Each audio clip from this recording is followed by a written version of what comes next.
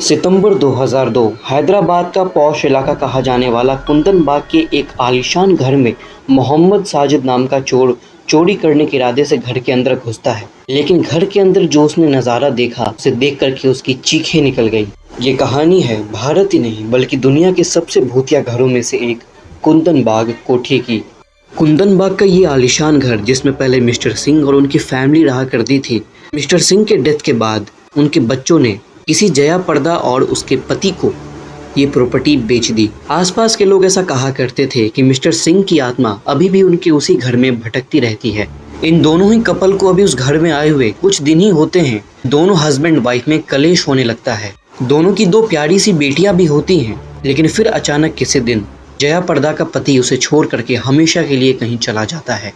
कई साल बीतते हैं। फिर एक रात मोहम्मद साजिद नाम का एक चोर इनके घर में पीछे के दरवाजे से घुसता है। साजिद को ये पूरा उम्मीद था कि उसे इस घर में ज़रूर कुछ न कुछ चुराने के लिए मिलेगा, लेकिन घर में घुसते के साथ ही साजिद को सड़े हुए मांस की बदबू आ रही थी। फिर भी इस लोभ में कि कहीं उसे कुछ मिल जाए वो बेडरूम की तरफ बढ़ता है और बेडरूम में जो उसने देखा उसे देख करके उसकी चीखें निकल गई। बेडरूम में वो औरत और उसकी दोनों बेटी मरे पड़े थे। साजिद भाग करके जाता है और पुलिस को इन्फॉर्म करता है। पुलिस को पहले लगा कि हो सकता है कि साजिद ने ही तीनों का मर्डर किया हो, लेकिन जब फॉरेंसिक रिपोर्ट आती है पुलिस के भी हाथ पैर फूल जाते हैं, क्योंकि फॉरेंसिक रिपोर्ट के अनुसार इन तीनों की ही डेथ 3 महीने पहले हो चुकी है। लेकिन जब ये बात आसपास के लोगों ने सुनी कि उनकी मौत 3 महीने पहले हो चुकी है, तो उनकी पैरों के तले ज़मीन घिसक गई। आसपास रह रहे दुकानदार और कुछ लोग बताते हैं कि उन लोगों ने कल भी तीनों माँ बेटी को सड़क पर मोमबत्ती लिए घूमते हुए देखा था। ये कोई पहली बार नहीं था जब ये तीनों माँ बेटी मोमबत्ती लेकर के सड़क पर घूमती थी, बल्कि कई बार इन्हें ऐसा करते हुए वहाँ के लोगों ने देखा था। और अगर कोई इनसे सवाल पूछे कि तुम ऐसा क्यों कर रही हो, तो उसकी तरफ आक्रोशित नजरों से देखा करती थी। इनके कोठी के ठीक सामने एक दुकानदार है। उस दुकानदार ने भी यही बात कही।